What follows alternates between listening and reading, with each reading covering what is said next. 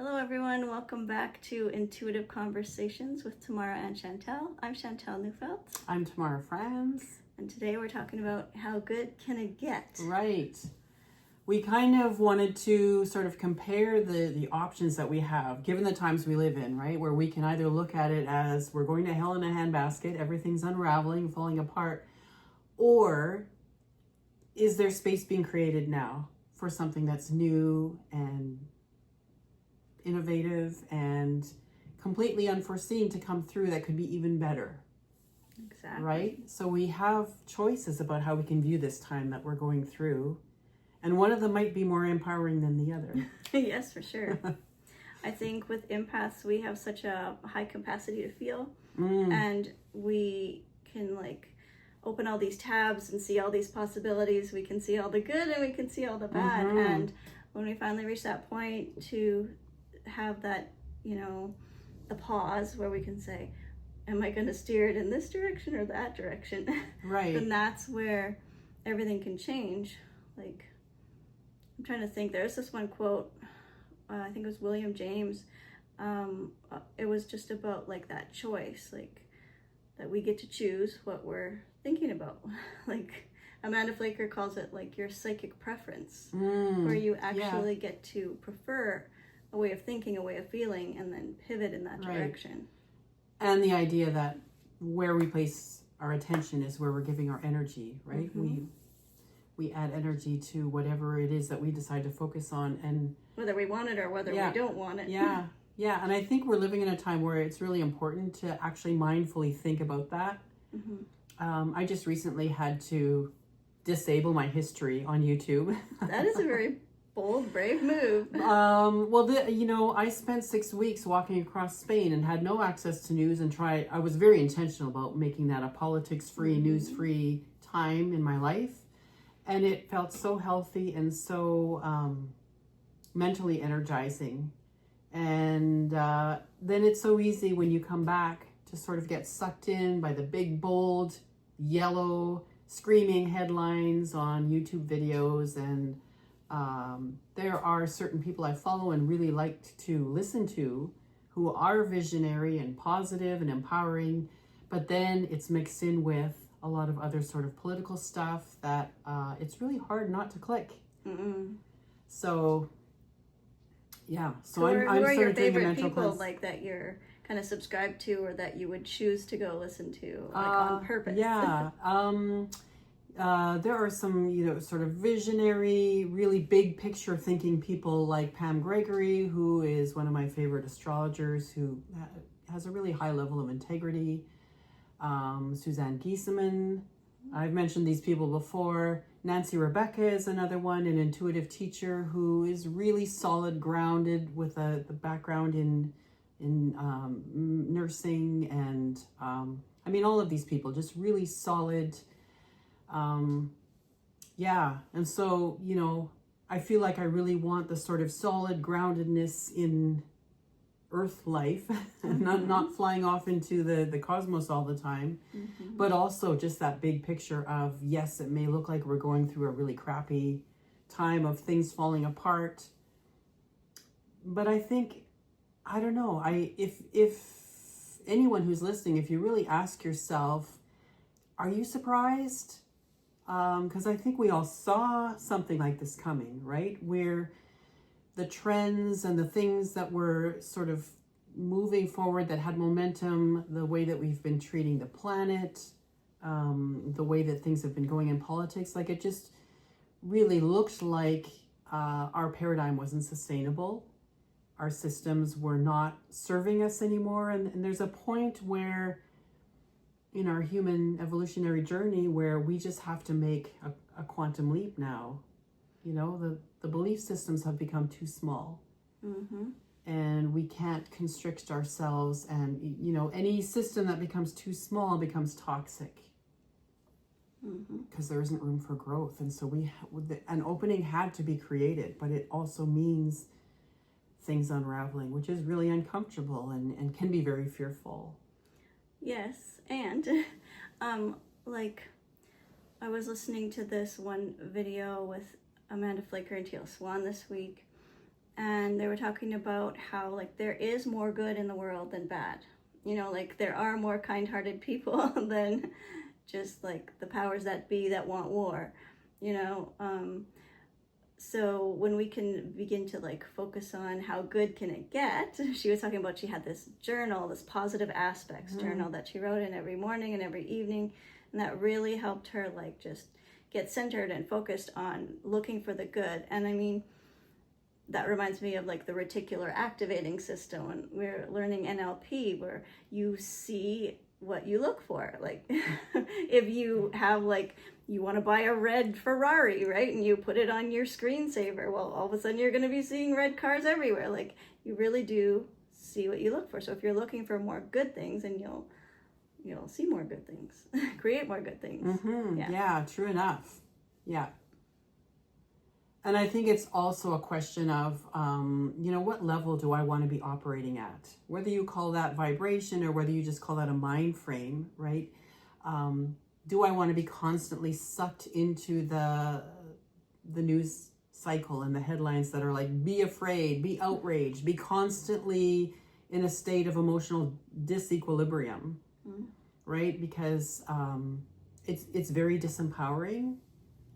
And on the other side of things, it's very empowering for us to take control of our own mind frame and decide, how do I want to move through the world? What kind of a mental space do I want to be in, and how can I curate that?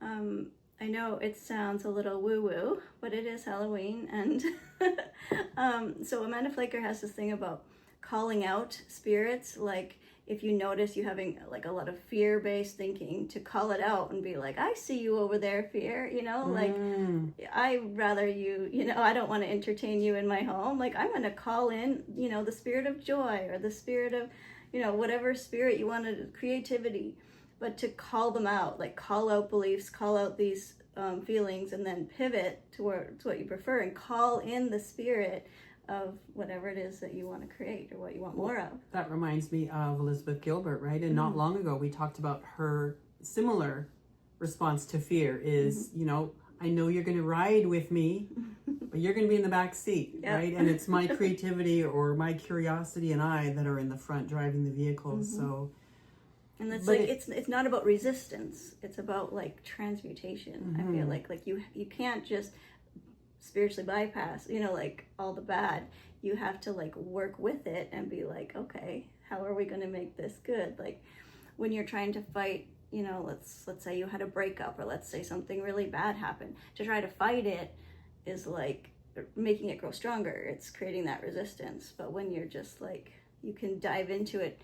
In the video that we were listening to this week, she was talking about like, whatever happens, I can handle it. My heart can contain it. And like, that's a whole different way to go out into the world, into like a crowd or whatever, instead of feeling small or victim-like, to go out and be like, whatever happens, my heart can contain this. Yeah, that's a hugely enlarged perspective. And speaking of spiritual bypassing, that makes me think about the whole phenomenon of manifestation and using affirmations, and which is something I found never worked for me, because my skeptical brain would kick in, right?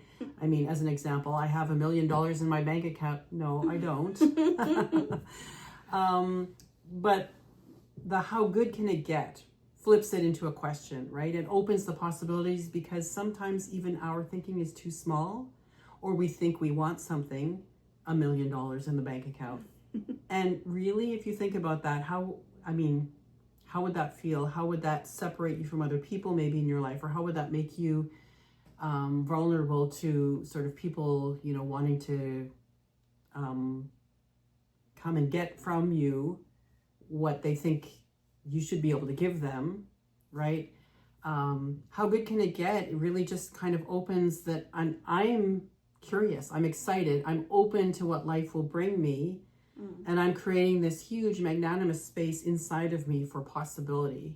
To like kind of co-create with life. Yeah. And that's a question that comes from Cynthia Sue Larson, who, look her up. She's a fascinating person with a background in physics, high-level academic, but she lives a life where many interesting things happen to her, which are highly unexplainable by our conventional laws of physics. She talks a lot about the Mandela effect, which is this phenomenon where we tend to remember things that actually didn't happen, and we're fully convinced. For example, back in the 90s at some point, I think it was, a bunch of us remember Nelson Mandela passing, but he actually didn't. And so, there's these weird things that it's almost like we skipped onto a different timeline or something. All of that just to say timelines and life are a lot more fluid than we're conditioned to think they are. And so when we can open the door to possibility, who knows what can happen? How good can it get? Yeah. We put a lot of limits, in our own minds, but are they actually true? Oh, the mind is so powerful, both as a creator and as a limiter. Yeah. I've heard it said, like, someone said, the only thing I believe in is the power of belief.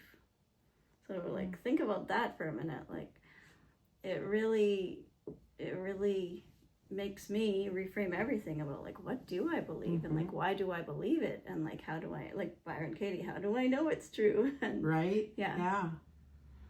But we tend to turn our beliefs into self-fulfilling prophecies, right? So if we're living in fear,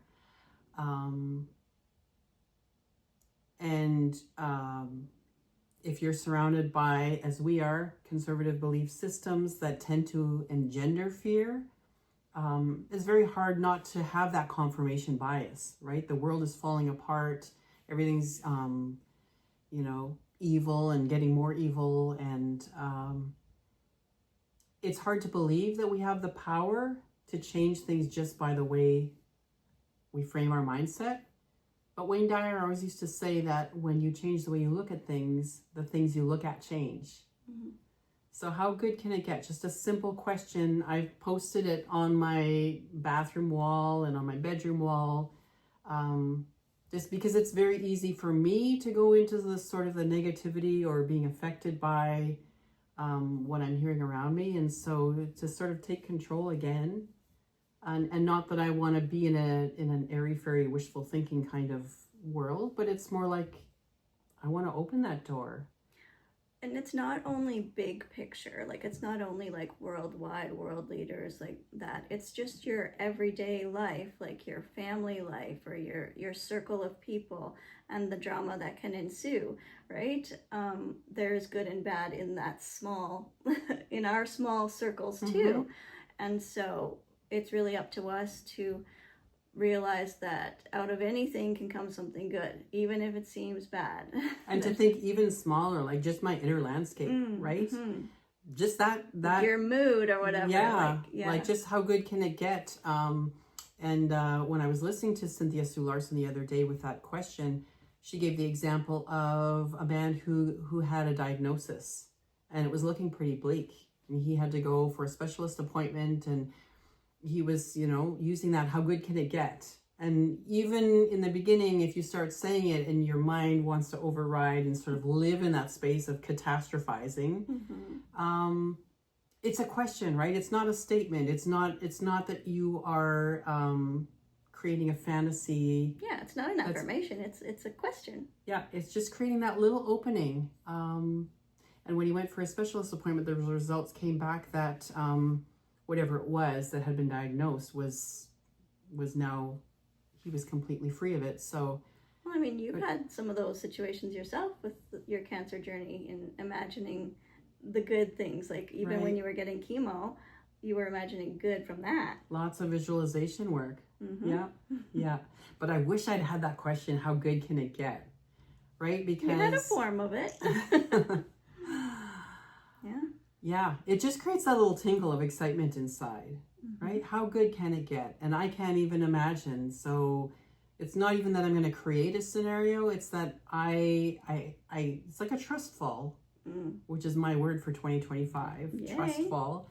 That you're sort of putting yourself into, you're just letting yourself fall back into arms that are larger than you. Nice. Knowing that, there could be all kinds of great things in store. And I truly think that humanity has evolved to a point. I mean, we went through the social movements of the 60s and the anti-war movements of the 70s. And there's a quote that I used to say to my kids: a mind stretched to a new idea never shrinks back to its original dimensions.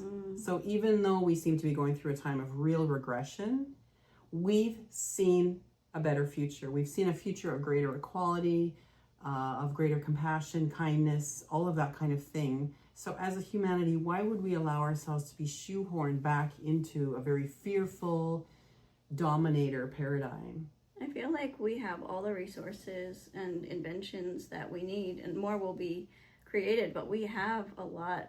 Like everything that we need for sustainability is already here, and we just need to learn to work with it. Yeah. My word for the year was words. Take up more space. And I have been taking up more space. I moved into my basement and took up the whole thing. So I have my own apartment. Awesome. I invited Tamara over There you this go. week, and yeah, we had a fun time in my own little space, and I was so happy. Yeah. So how good How can good it get? can it get? Right? I'm going to be renovating and It's decorating. just the start. And, Yeah. I'm excited. Fantastic. So maybe try that out. How good can it get? You know, adopt it as a mantra and say it a few times a day and just see what it changes inside of you, even if there is no tangible, outer change immediately. It might just be that it opens a little door inside somewhere. Well, it takes away the resistance that we have to some things that we might have had a bad experience in before. Like if we went through a breakup or we're starting a new job, not mentioning any names, and you mess up the first couple of times, and then you go into your next thing with how good can it get, and then it's like you don't feel that resistance in your body. You're just like, whatever happens, my heart can contain it. Right. Yeah. Anything else you want to say on the subject, or? I don't know. I think we've done a pretty good job. I think so too. Alrighty. So how good can it get? Let us know if you try it out and how that feels for you. We'd love to hear from you. Until next time, keep following your heart song.